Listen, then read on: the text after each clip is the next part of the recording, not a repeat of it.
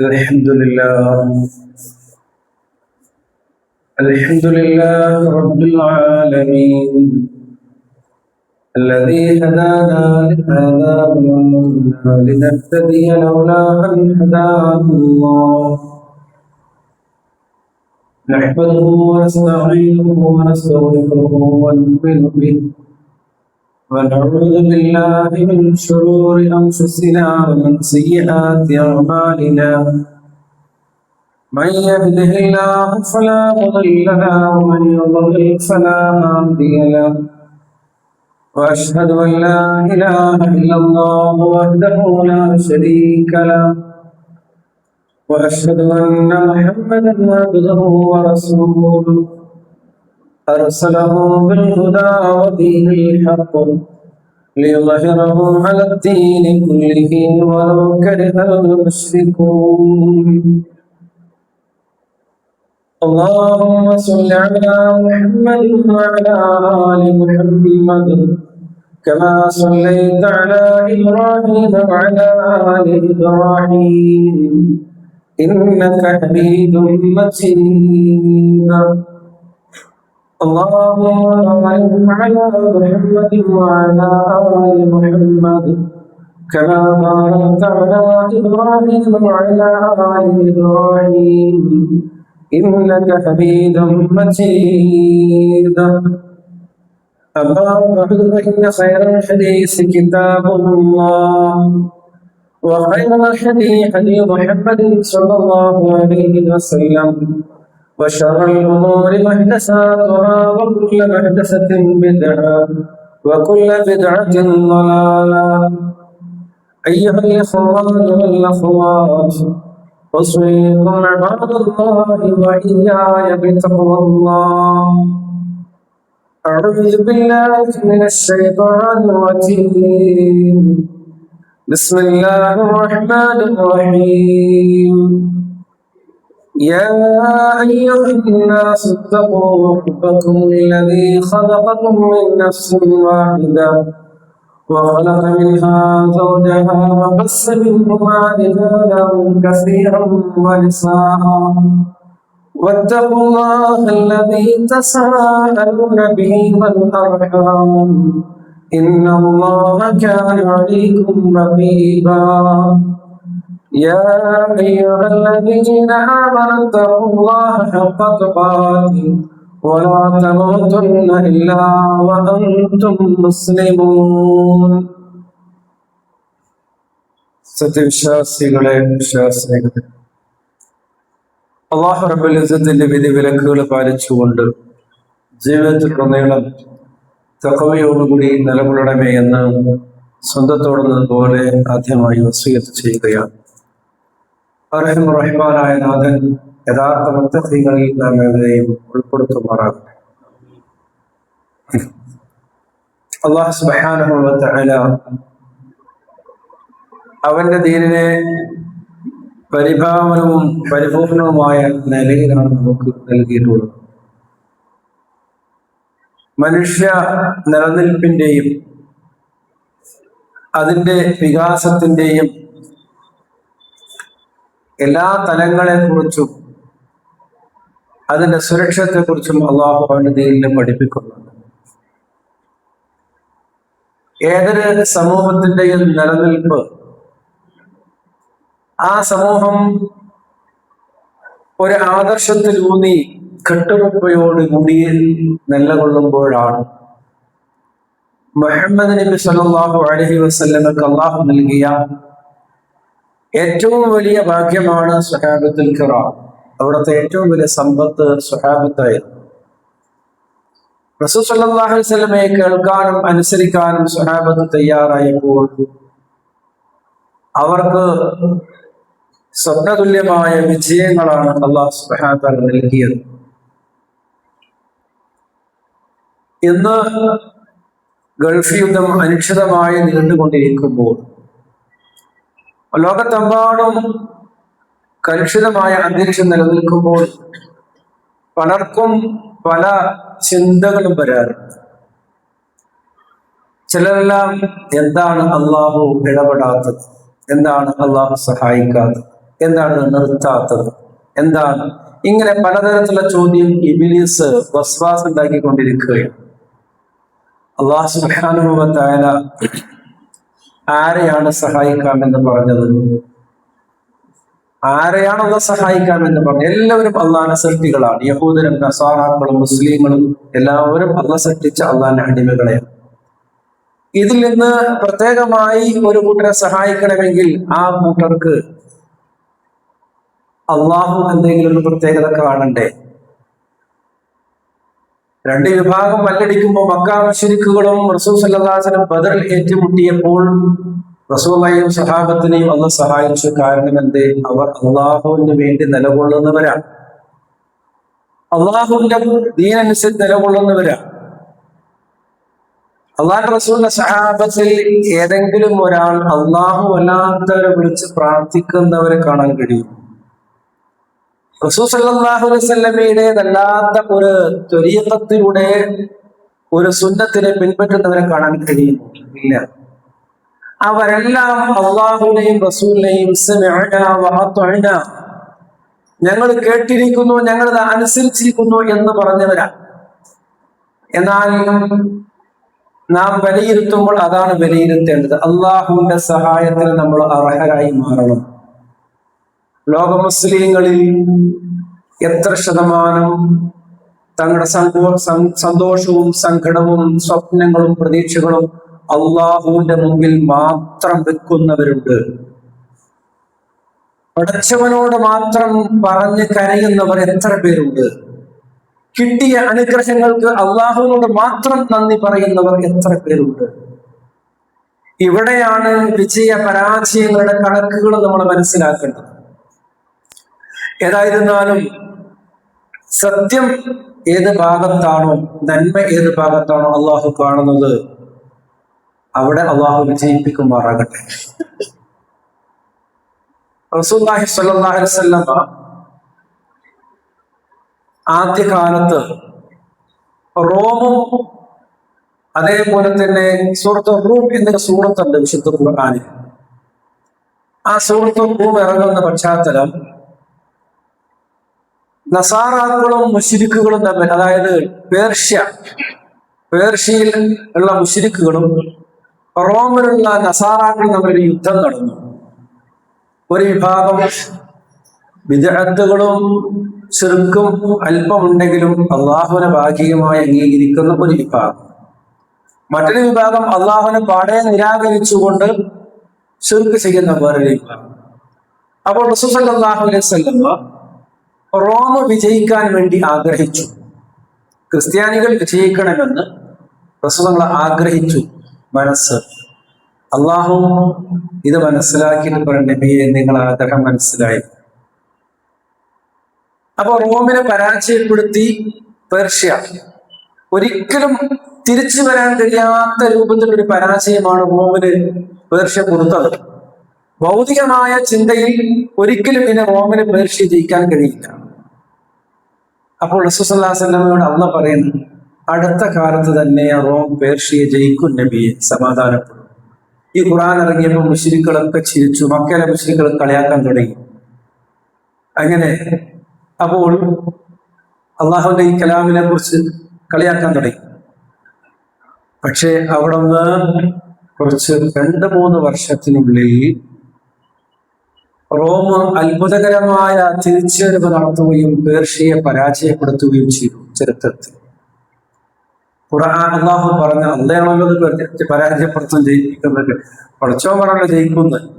അള്ളാഹു റോമിന് അപൂർവമായ ശക്തി കൊടുത്ത് റോമ പേർഷ്യയെ പരാജയപ്പെടുത്തുകയില്ല. അപ്പൊ ഇവിടെ നമ്മൾ മനസ്സിലാക്കേണ്ട ഒരു കാര്യം, 2 വിഷയങ്ങൾ അതിലുള്ളത്. ഒന്ന്, തമ്മിൽ ഭേദം ആരാണ് ആ ഭാഗത്തെ എല്ലാവരും ആഗ്രഹിക്കും. അതുകൊണ്ടാണ് റസൂൽ സല്ലല്ലാഹു അലൈഹി വസല്ലമ നസാറാക്കൾ മുഴുവൻ മുവഹിദുകളായത് കൊണ്ടല്ല, പക്ഷെ തമ്മിൽ ഭേദം അവരാണ്. അതുകൊണ്ട് അവർ ജയിക്കണമെന്ന് അല്ലാഹു റസൂൽ ആഗ്രഹിച്ചു. ഇതേപോലെ ഇപ്പൊ നടക്കുന്ന യുദ്ധത്തിൽ നമുക്കും നീതിയും ധർമ്മവും എവിടെയാണോ അവർ ജയിക്കാൻ നമുക്ക് ആഗ്രഹിക്കാം, അതിൽ തെറ്റൊന്നുമില്ല. അതേപോലെ തന്നെ മറ്റൊരു കാര്യം നമ്മൾ മനസ്സിലാക്കേണ്ട സംഗതി, ഭൗതിക ശക്തി കൊണ്ട് അളക്കരുത്. ഭൗതിക ശക്തി കൊണ്ട് ഒരു കൂട്ടർ ജയിക്കൂല, മറ്റൊരു പരാജയം നടക്കരുത്. വിജയവും പരാജയവും അള്ളാഹുവിന്റെ കയ്യിലാണ്. അള്ളാഹുവാണ് വിജയിപ്പിക്കുന്നതും പരാജയപ്പെടുത്തുന്നതും. അതുകൊണ്ട് ഭൗതികമായ കണക്കുകൂട്ടലുകളിൽ കാര്യങ്ങൾ കാണരുത് എന്നുകൂടിയാണ് ആ റോമിന്റെ വിജയത്തെ അള്ളാഹു നമുക്ക് പഠിപ്പിച്ചു തരുന്ന പാഠം. അപ്പൊ ഞാൻ പറഞ്ഞു വരുന്നത്, നാം ശരിയായ റൂട്ടിൽ നിലകൊണ്ടാൽ അല്ലാഹു സുബ്ഹാനഹു വ തആല നമുക്ക് ഇസ്സത്ത് നൽകും. അതിന് കുറെ ഭൗതികമായ ദുനിയാവിന്റെ കുറെ ശക്തിയോ സമ്പത്തോ ആളൊന്നും ആവശ്യമില്ല. നമ്മൾ ശരിയാണെങ്കിൽ നമുക്ക് ഇസ്സത്ത് ഉണ്ടാവും. വലില്ലാഹിൽ ഇസ്സത്തു വലിറസൂലിഹി വൽ മുഅ്മിനീൻ. ഇസ്സത്ത് അല്ലാഹുവും അവന്റെ റസൂലിനും മുഅ്മിനീങ്ങൾക്കുമാണ്. പക്ഷെ നാം ശരിയായ റൂട്ടിലാണോ എന്ന് ചിന്തിക്കുകയാണ് വേണ്ടത്. അപ്പോൾ സമുദായത്തിന്റെ അല്ലെങ്കിൽ സമൂഹത്തിന്റെ നിലനിൽപ്പിന് നാം പാലിക്കേണ്ടുന്ന മര്യാദകൾ, അള്ളാഹുവിനുള്ള ബാധ്യതകൾ നിറവേറ്റുക എന്നാണ് ഒന്നാമത്തേത്. ലോകരക്ഷിതാവായ റബ്ബിനെ റബ്ബായി സ്വീകരിക്കുകയും അവൻ മാത്രമാണ് ഇലാഹ് എന്ന് മനസ്സ വാച കർമ്മണ അത് പ്രവർത്തിച്ച് കാണിക്കുകയും ചെയ്യുക. എങ്കിൽ ആ ഇലാഹ് നമ്മുടെ കാര്യങ്ങളിൽ ഇടപെടും.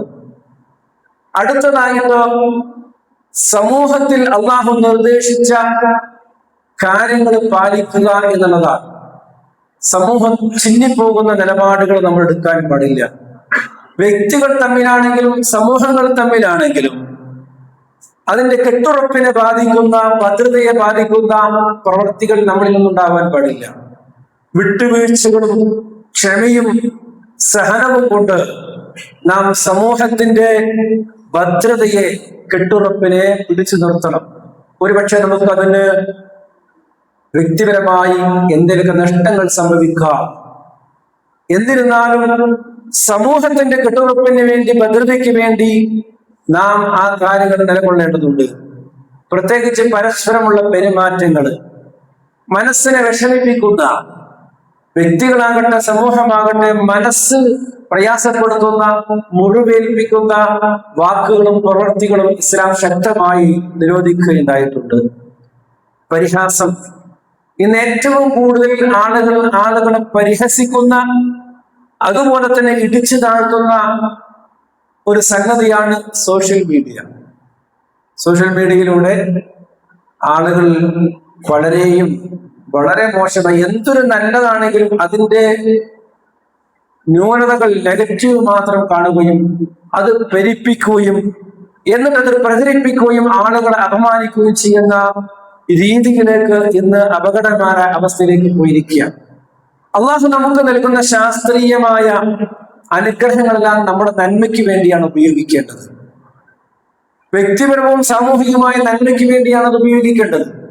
എന്നാൽ അതിലെ തിന്മകൾ മാത്രം എടുക്കുന്ന, തിന്മകൾ കണ്ടെത്തുന്ന, അതിലൂടെ വിഹരിക്കുന്ന ധാരാളം ആളുകൾ നമുക്ക് കണ്ടെത്താൻ കഴിയും. അതിൽ നമ്മൾ ഉണ്ടാവാൻ പാടില്ല.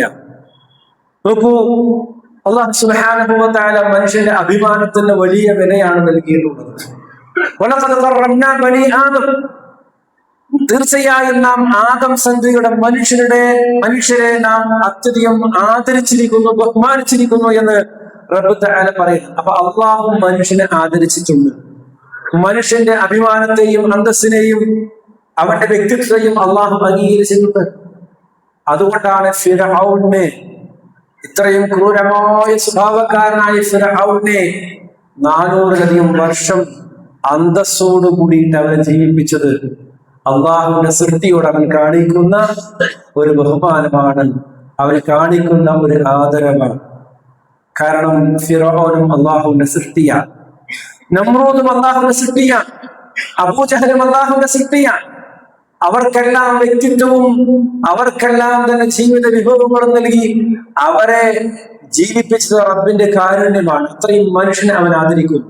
അപ്പൊ നമ്മുടെ വിശ്വാസമോ ആദർശമോ അല്ലെങ്കിലും മനുഷ്യരെ എല്ലാവരെയും നമ്മൾ എത്ര മോശമായ പ്രവൃത്തിയുള്ളവനാണെങ്കിലും ആ മനുഷ്യനെ വ്യക്തിപരമായി അവനെ അപമാനിക്കുന്ന ഒരു രീതി നമുക്ക് ഉണ്ടാവാൻ പാടില്ല. അവനിലുള്ള തിന്മകളെയാണ് നമ്മൾ വെറുക്കുന്നത്, ആ വ്യക്തിയെയല്ല, ആ വ്യക്തി ചെയ്യുന്ന തിന്മകളെയാണ്. ആ തിന്മകളെ അവനോട് തുറന്നു കാട്ടാനും തിരുത്താനും ശ്രമിക്കുന്ന സമൂഹത്തിൽ പരസ്പരം അപമാനിക്കുന്ന അവസ്ഥയുണ്ടായാൽ അത് ആർക്കും നല്ലതിനല്ല. അല്ലാഹു സുബ്ഹാനഹു വ തആല വിശുദ്ധ ഖുർആൻ സൂറത്ത് ഹുജറാത്ത് നമ്മൾ പറയുന്നു, യാ അയ്യുഹല്ലദീന ആമനൂ ലാ യസ്ഖറ ഖൗമുൻ മിൻ ഖൗം. ഓ വിശ്വാസികളെ, നിങ്ങൾ ഒരു സമൂഹം മറ്റൊരു സമൂഹത്തെ പരിഹസിക്കാൻ പാടില്ല. അസാ അൻ യകൂന ഖൈറൻ മിൻഹും. ഒരുപക്ഷെ പരിഹസിക്കുന്ന നിങ്ങളെക്കാൾ ആ ആളുകൾ എത്രയോ നല്ലവരായിരിക്കാം. വലാ നിസാഉം മിൻ നിസാ.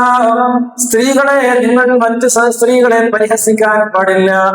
അസാ അൻ യകുന്ന ഖൈറൻ മിൻഹുന്ന. പരിഹസിക്കുന്ന നിങ്ങളെക്കാൾ ആ പരിഹസിക്കപ്പെടുന്ന സ്ത്രീകൾ ഒരുപാട് നന്മകളുള്ളവരായേക്കാം. അതുകൊണ്ട് വലാ തൽമിസു അൻഫുസകും. നിങ്ങൾ പരസ്പരം കുറ്റപ്പെടുത്താനും പരസ്പരം നിങ്ങൾ അപമാനിക്കാനും പാടില്ല. വലാ തനാബസൂ ബിൽ അൽഖാബ്. മോശമായ വിളിപ്പേരുകൾ നിങ്ങൾ പരസ്പരം വിളിച്ചുകൊണ്ട് നിങ്ങൾ അപമാനിക്കാൻ പാടില്ല. ബിഅസൽ ഇസ്മുൽ ഫുസൂഖ് ബഅദൽ ഈമാൻ. ഒരാൾ മുഅ്മിനായതിനു ശേഷവും അയാളുടെ ജാഹിലിയ്യ കാലത്തുള്ള വിളിപ്പേരുകൾ വിളിച്ചുകൊണ്ട്, അല്ലെങ്കിൽ ജാഹിലിയ്യ കാലത്ത് വിളിക്കുന്ന തരത്തിലുള്ള മോശമായ പേരുകൾ വിളിക്കുന്നത് എത്ര മോശമായ കാര്യമാണ്.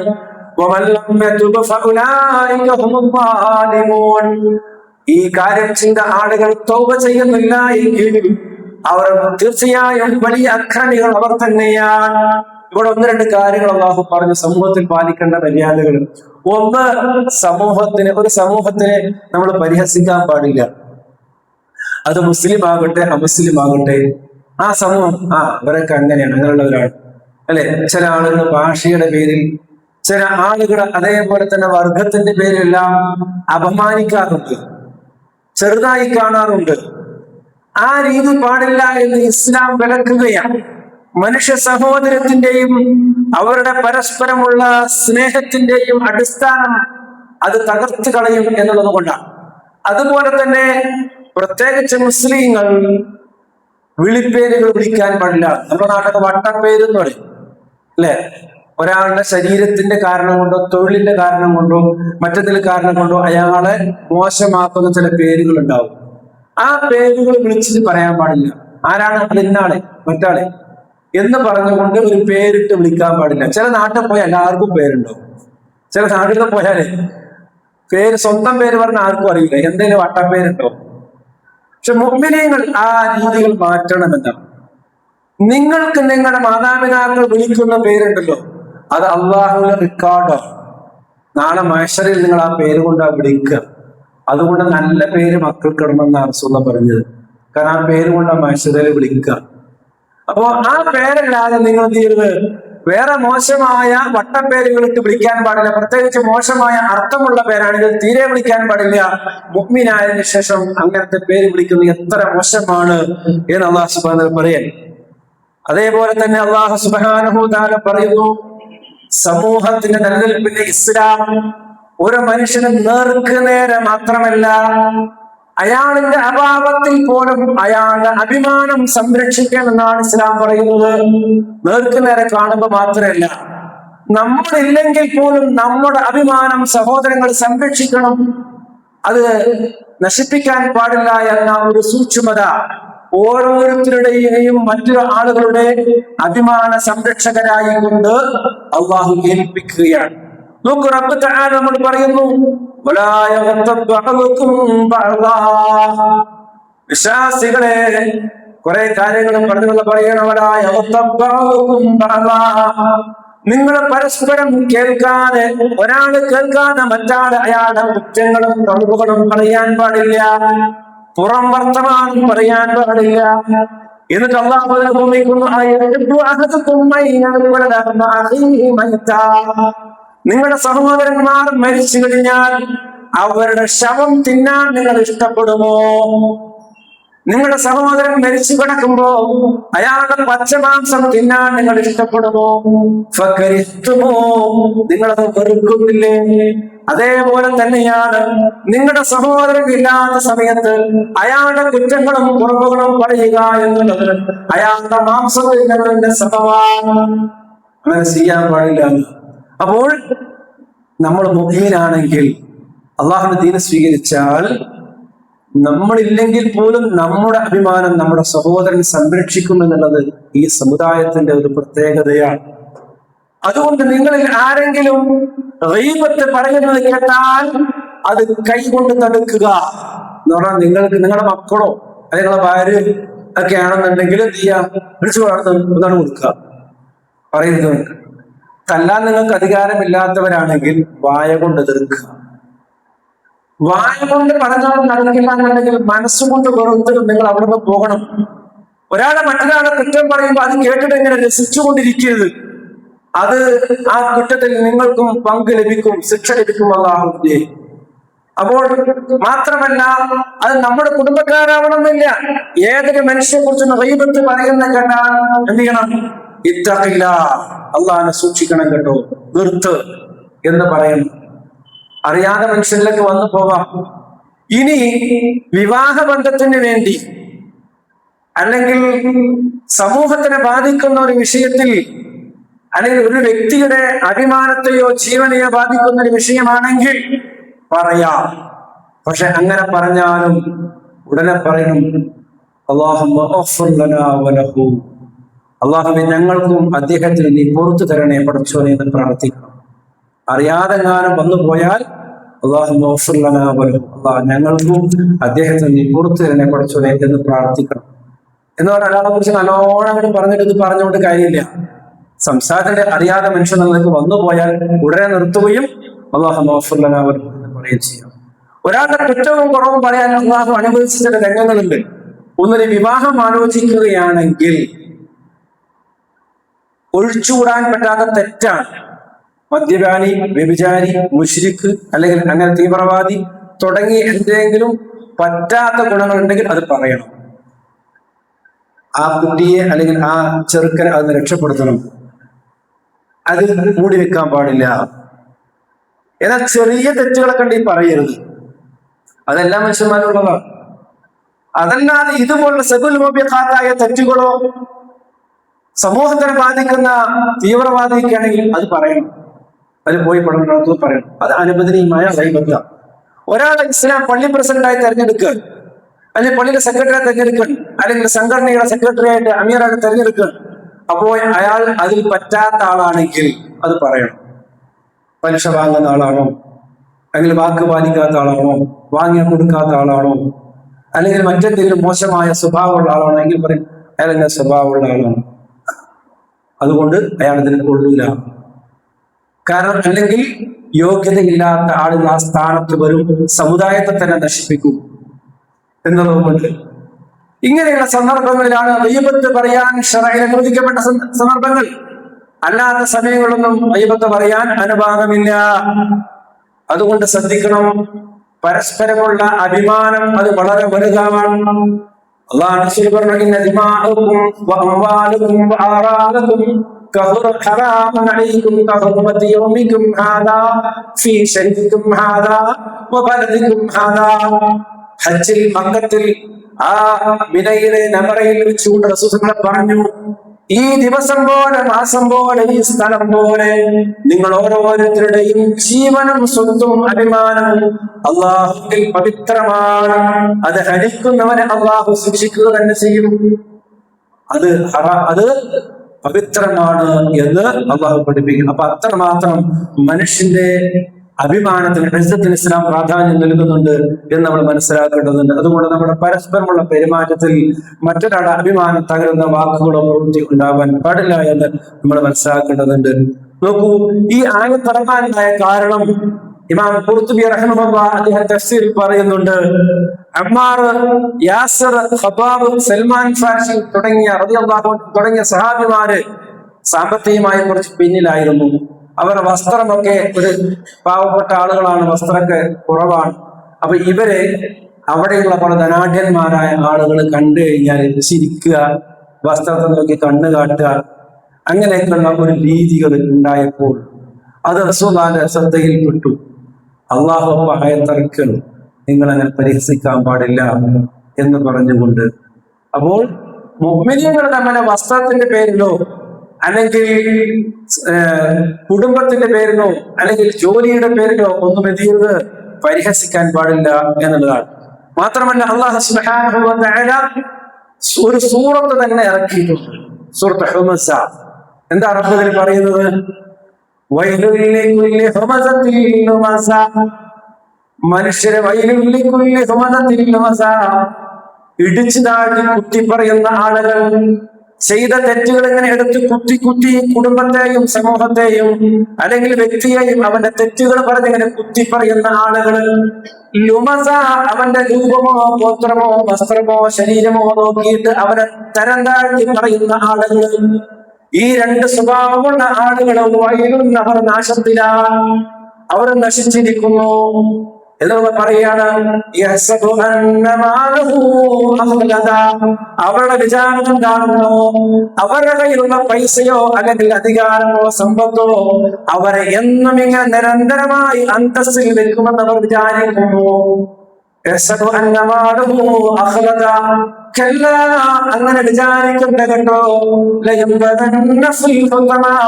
അങ്ങനെയുള്ളവരെ ഹുത്തമയിലേക്ക് വലിച്ചെറിയപ്പെടുക തന്നെ ചെയ്യും. എന്താണെന്ന് എന്താ അറിയുമോ നിങ്ങൾക്ക്? എന്താണ് കത്തിക്കപ്പെട്ട അല്ലാഹുവിന്റെ അഗ്നിയാണത്. കിലോമീറ്ററുകൾ അകലെ പോലും നരകത്തിന്റെ അടുത്ത് ചെന്ന് നിൽക്കാൻ കഴിയില്ല. അത്രമാത്രം ചൂടുള്ള ഭയാനകമായ നരകത്തിന്റെ തീയാണത്. ആ തീയിലേക്ക് വലിച്ചെറിയപ്പെടുക തന്നെ ചെയ്യും.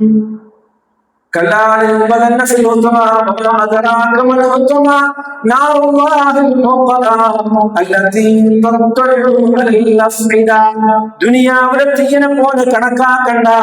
അത് ശരീരത്തിലേക്ക് തട്ടുമ്പോഴേക്കും ഹൃദയത്തിന്റെ ഉള്ളിലേക്ക് ചെന്നെത്തും അതിന്റെ നാളങ്ങൾ. ദുനിയാവിലെ തീ നമ്മുടെ മേത്ത് തട്ടിയാൽ അവിടെ മാത്രമേ കത്തുള്ളൂ, അല്ലെ?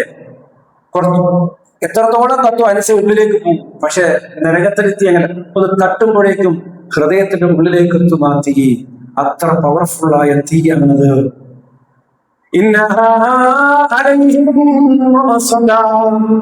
തീർച്ചയായും ആ തീയിൽ നരകത്തിൽ അവരെ ബിരിയാണി ചെമ്പ് ദമ്മിട്ടതുപോലെ അവരെ അതിനവരെ ഇട്ട് മൂടുന്നതാണ്. അവരെ അതിലിട്ട് മൂടുന്നതാണ്, അല്ലെ? ബിരിയാണി വെക്കുമ്പോ എങ്ങനെ അടിയിലും തീയും മേലും തീയും, ഇതേപോലെ. എന്നിട്ടല്ല പറയുന്നു, നീട്ടിയുണ്ടാക്കപ്പെട്ട നരകത്തിലെ തീയിന്റെ തൂണുകളിൽ അവരെ ഇട്ട് അടച്ചു മൂടുന്നതാണ്. ഇതേപോലെ നരകത്തിന്റെ പില്ലറുകൾ ഇങ്ങനെ പൊന്തി നിൽക്കുന്നുണ്ടാവും. നരകത്തിൽ തീയിന്റെ ക്യൂബുകൾ ഇങ്ങനെ ഉണ്ടാവും. ആ ക്യൂബിനകത്തായിരിക്കും ഇവർ ഉണ്ടാകും. ഒന്ന് ആലോചിച്ച് നോക്കിയേ, നമ്മൾ പഴംപൊരി തിന്നാറില്ലേ?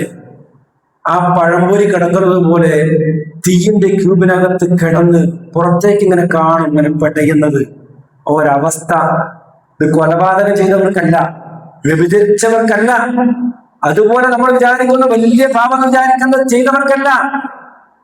അതുപോലെ തന്നെ വലിയ പാപമാണ് ഹുമസത്തും ലുമസത്തും, ആളുകളെ കുത്തിപ്പറയുന്ന ആളുകൾ അവരുടെ തെറ്റുകളുടെ പേരിൽ, അവരുടെ കുറവുകളുടെ പേരിൽ കുത്തി കുത്തിങ്ങനെ നോവിക്കുന്ന ആളുകള്. അതുപോലെ കുടുംബത്തിന്റെയോ കുടുംബത്തിന്റെയോ പേരിൽ, ജോലിയുടെയോ പേരിൽ തരം താഴ്ത്തി സംസാരിക്കുന്ന ആളുകൾ, അവർക്കുള്ള ശിക്ഷ. ഒരു മനുഷ്യന്റെ അഭിമാനത്തിന് അല്ലാഹ് എത്രമാത്രം ഗൗരവം നൽകുമെന്ന് നമ്മൾ മനസ്സിലാക്കേണ്ടത്. വിശുദ്ധ ഖുർആൻ ഒരു സൂറത്ത് തന്നെ അതിനായിട്ട് ഉപയോഗിച്ചിരിക്കുക അല്ലാഹു സുബ്ഹാനഹു വ തആല. അതുകൊണ്ട് സൂക്ഷിക്കണേ സഹോദര സഹോദരി. നമ്മുടെ നാവ് കൊണ്ട് നോമ്പും നമസ്കാരവും ഹജ്ജും സകാത്തും നന്മകളെല്ലാം പാഴായി പോയി നരകത്തിന്റെ പില്ലറുകളിൽ അടയ്ക്കപ്പെടുന്ന ഗതികേടുണ്ടാവാൻ പാടില്ല. അത് വളരെ ശ്രദ്ധിക്കേണ്ടുന്ന ഒരു കാര്യമാണ്. അല്ലാഹു സുബ്ഹാനഹു വ തആല രക്ഷിക്കുമാറാകട്ടെ. അതേപോലെ തന്നെ മുഅ്മിൻ ലൈസൽ മുഅ്മിനു ബിത്തആൻ, കുത്തി പറയുന്ന മറ്റുള്ളവരെ കുത്തി നോവിക്കുന്ന ആളുകൾ മുഅ്മിനല്ല. വലാ ബിൽആനി, ഒന്ന് പറഞ്ഞ് രണ്ടാമത്തിന് ആളുകളെ ശപിക്കുന്നവരും മുസ്ലിം അല്ല, മുഅ്മിനല്ല. എന്ത് പറഞ്ഞാലും അങ്ങനെ ആവട്ടെ ഇങ്ങനെ ആവട്ടെ, അങ്ങനെ പോകട്ടെ ഇങ്ങനെ പോകട്ടെ എന്ന് ശപിക്കുന്ന സ്വഭാവം ഉണ്ടല്ലോ, അത് മുഅ്മിനല്ല. ഒരു മുഅ്മിൻ അങ്ങനെ പറയൂല, അങ്ങനെ പറയാൻ പാടില്ല. പറയുന്നുണ്ടെങ്കിൽ നിന്റെ വിശ്വാസത്തിന് എന്തോ കുഴപ്പമുണ്ട്. ഒരു മുഅ്മിൻ ഒരിക്കലും മറ്റുള്ളവരെ ശപിക്കുന്നവനല്ല. വലൽ ഫാഹിശി, വൃത്തികെട്ട വാക്കുകള്, അശ്ലീലമായ ലൈംഗിക ചുമയോടുകൂടി സംസാരിക്കുന്നവരല്ല. ഇന്ന് സോഷ്യൽ മീഡിയയിലൊക്കെ എന്താണ് ദ്വയാർത്ഥത്തിൽ ഡബിൾ മീനിങ്ങിലുള്ള സംസാരങ്ങളാണ്, ലൈംഗിക ചൊവ്വയുടെ സംസാരം. അതൊരു മുഅ്മിന് കേൾക്കാനും അത് പറയാനും പാടില്ല. അതേപോലെ തന്നെ വലൽ ഫാഹിശി വലൽ ബദീ, ചീത്ത വാക്ക് പറയുന്ന, കെട്ട വാർത്തകൾ പറയുന്നവരെല്ലാം മുഅ്മിൻ എന്ന്. ഈ സ്വഭാവങ്ങളൊന്നും സമൂഹത്തിന്റെ നന്മയ്ക്കും ഐക്യത്തിനും യോജിച്ച കാര്യങ്ങളല്ല എന്ന്. ഒരിക്കൽ മഅറൂർ റളിയല്ലാഹു അൻഹു പറയുകയാണ്, ഞാൻ സബദ എന്ന് പറയുന്ന സ്ഥലത്ത് വെച്ചുകൊണ്ട് അബൂദർ റളിയല്ലാഹു അൻഹു ഞാൻ കണ്ടുമുട്ടി എന്ന് മഅറൂർ റളിയല്ലാഹു അൻഹു പറയുക. അപ്പോൾ വഅലൈഹി ബുർദുൻ വലാ ഗുലാമിഹി മിസ്ലു, അദ്ദേഹവും അദ്ദേഹത്തിന്റെ അടിമയും ഒരേപോലത്തെ ഡ്രസ് ഇട്ടിരിക്കുന്നു, ഒരേപോലെ വില കൂടിയ ഡ്രസ് അദ്ദേഹവും അദ്ദേഹത്തിന്റെ അടിമയും ഇട്ടിരിക്കുകയാണ്. ഫഖുൽനാ, ഞങ്ങൾ ചോദിച്ചു, യാ അബാദർ ലൗ ജമഅത ബൈനഹുമാ കാനത ഹുല്ലാ, വളരെ ഭംഗിയുള്ള നല്ല കോഷ്ലിയായ ഡ്രസ്സാണല്ലോ, മുതലാളിയും വേലക്കാരനും ഇട്ടിരിക്കുന്ന ഒരേപോലെയാണല്ലോ, എന്താ കാരണം? അങ്ങനല്ലോ അല്ലെ, ചില ആൾക്കാർ വില കൂടിയ ഡ്രസ്സ് ഇടും, പണിക്കാർക്ക് അതേപോലെ വായി കൊടുക്കൊന്നുമില്ലല്ലോ. അപ്പൊ ഇത് ഒരേപോലെ ഡ്രസ്സ് കാണാൻ. അപ്പൊ ചോദിച്ചത് എന്താ അത് ഒരേ ഡ്രസ്സ് നിങ്ങൾ രണ്ടാളിട്ടിരിക്കുന്നത് എന്ന്. അപ്പോ അദ്ദേഹം പറയാണ്, ഇന്നഹു കാന ബൈനി വബൈന റജുലിൻ മിൻ ഇഖ്വാനി കിറാമുൻ, ഞാനും ബിലാൽ റളിയല്ലാഹു അൻഹു തമ്മിൽ ഒരു വഴക്കുണ്ടായി ഒരിക്കൽ. നമ്മൾ ധാരാളം കേട്ടിട്ടുള്ള വിഷയം, അതുകൊണ്ട് അത് ആവർത്തിക്കുന്നില്ല. ബിലാൽ റളിയല്ലാഹു അൻഹു അബൂദറിനും കൂടെ ഒരു വഴക്കുണ്ടായി. ആ വഴക്കിൽ അബൂദർ പറഞ്ഞു ബിലാൽ റളിയല്ലാഹു അൻഹുവിനെ, കറുത്ത ഉമ്മാന്റെ മോനെ മാറി നിൽക്കടാന്ന്. നിസ്കരിക്കാൻ സ്വഫൂന്ന് നിൽക്കുമ്പോഴേ മുട്ടി നിന്നപ്പോ ബിലാൽ റളിയല്ലാഹു അൻഹു കറുത്ത പടിയെടുത്ത് വേർപ്പിന്റെ മണക്കുള്ള, അതുപോലെ തന്നെ കാര്യമായി പെർഫ്യൂം വാങ്ങാനുള്ള പൈസയൊന്നും മൂപ്പർക്ക് ഉണ്ടാവൂല, കറുത്ത ആളാണ്. അപ്പൊ കാലിങ്ങനെ ചേർത്ത്, കരിക്കട്ട പോലത്തെ കാല് ഈ ചുവന്ന് തുടുത്ത അബൂദറിന്റെ കാലിനോട് ചേർത്ത് ഇങ്ങനെ വെച്ചപ്പോ അബൂദറിന് ഒരു ഇത് എന്താണ്, ഈമാനോട് ഇറങ്ങിയിട്ടില്ലേ? അബൂദർ മാറി നിൽക്കട കറുത്ത അമ്മാന്റെ മോനെ എന്ന് പറഞ്ഞു. ബിലാൽ റളിയല്ലാഹു അൻഹു നിസ്കാരം കഴിയുന്നവരെ കരഞ്ഞുകൊണ്ട് നിസ്കരിച്ച്. റസൂൽ ചോദിച്ചു, എന്താ ബിലാലെ കരയുന്നത്? ബിലാൽ പറഞ്ഞു, റസൂലുള്ളാഹ്, ഉമയ്യത്ത് ബിൻ ഖലഫിന്റെ തൊഴുത്തിൽ ഒട്ടകത്തിന്റെ ഒപ്പം കെട്ടിയിട്ടപ്പോ എനിക്കില്ലാത്തൊരു സങ്കടം. കാരണം അന്ന് അങ്ങനെ തന്നെ ജീവിതം ഞാൻ വിചാരിച്ചത്. ഇസ്ലാമിലേക്ക് വന്ന് അന്നൊന്നും എനിക്കില്ല സങ്കടം. അബൂദർ ഇങ്ങനെ പറഞ്ഞത് എനിക്കുണ്ടായി നബിയെ എന്ന്. അപ്പോ റസൂൽ സല്ലല്ലാഹു അലൈഹി വസല്ലം ചോദിച്ചു, റസൂൽ പറഞ്ഞു, ഇന്നക യാ അബൂദർ ഇന്നക റൂഹുൻ ഫീക ജാഹിലിയ്യ, നിന്റെ ജാഹിലിയ്യത്തിലുള്ള ഇസ്ലാമിന് മുമ്പുള്ള സ്വഭാവം എപ്പോഴും നിന്നിലുണ്ട് ബിലാൽ. അബൂദറേ, നീ അദ്ദേഹത്തിന്റെ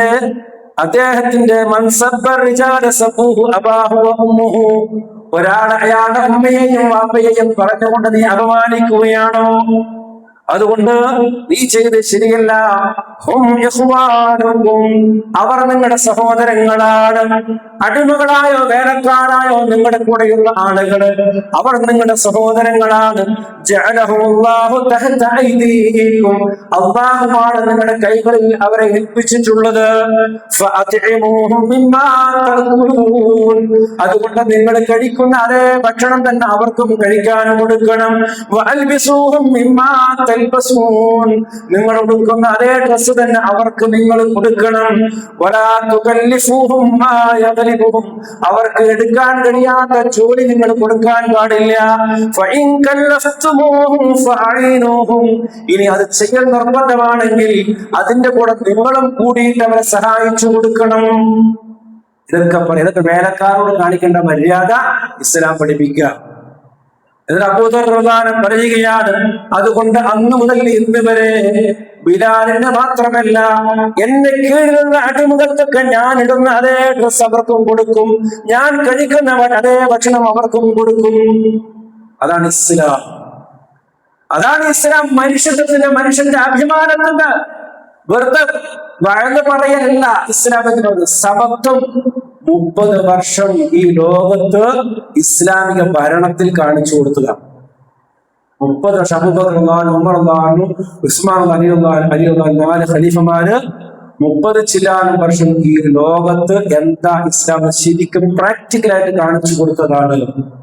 റസൂൽ സല്ലല്ലാഹു അലൈഹി വസല്ലം സ്വഹാബത്ത് ഈ പറയുന്ന അക്ഷരം പ്രതി അനുസരിച്ച് ലോകത്തിന്റെ മാതൃകയായവരാ. അപ്പൊ നടക്കാത്ത കാര്യമൊന്നുമല്ല, ഈമാൻ വേണമെന്ന് മാത്രമേ ഉള്ളൂ. ഈമാൻ ഉണ്ടെങ്കിൽ ഒക്കെ നടക്കും. അള്ളാഹു നമുക്ക് തൗഫീഖ് നൽകുമാറാകട്ടെ.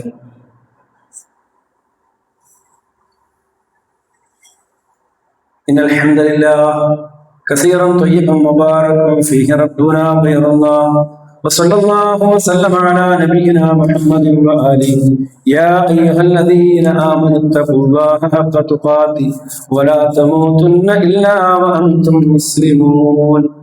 സത്യവിശ്വാസികളെ, വിശ്വാസിനികളെ, അല്ലാഹു റബ്ബുൽ ഇസ്സത്തിനെ യഥാർത്ഥ രൂപത്തിൽ സൂക്ഷിക്കുകയും പരിപൂർണ മുസ്ലിമായതുകൊണ്ട് മാത്രം ഈ ലോകത്തിൽ നിന്ന് വിടകൊള്ളുകയും ചെയ്യുന്ന സ്വന്തത്തോടുന്നത് പോലെ വീണ്ടും വസീയത്ത് ചെയ്യുന്നു. അള്ളാഹു നമ്മെ യഥാർത്ഥ മുത്തഖീങ്ങളിൽ ഉൾപ്പെടുത്തുമാറാകട്ടെ. അപ്പോൾ നമ്മൾ ചർച്ച ചെയ്ത് വന്നത് നമ്മുടെ സ്വഭാവത്തിൽ പെരുമാറുന്നതൊക്കെ സമൂഹത്തിന് നീതി പുലർത്തുന്ന, അവരെ അപമാനിക്കാത്ത, അവരെ ചേർത്ത് നിർത്തുന്ന സമീപനം ഉണ്ടാകണം എന്നാണ്. അങ്ങനെയുള്ള സമൂഹത്തിനെ വിജയിക്കാനും നിലനിൽക്കാനും കഴിയും. പരസ്പരം വഴക്കടിച്ചും അപമാനിച്ചും ഭിന്നിച്ചും ബഹുമാനിക്കാതെയും സ്നേഹിക്കാതെയുള്ള സമൂഹത്തിന്റെ ഒരിക്കലും സുരക്ഷിതത്വമോ സമാധാനമോ ഉണ്ടാകില്ല എന്നാണ് ഇസ്ലാം നമ്മൾ പഠിപ്പിക്കുന്നത്.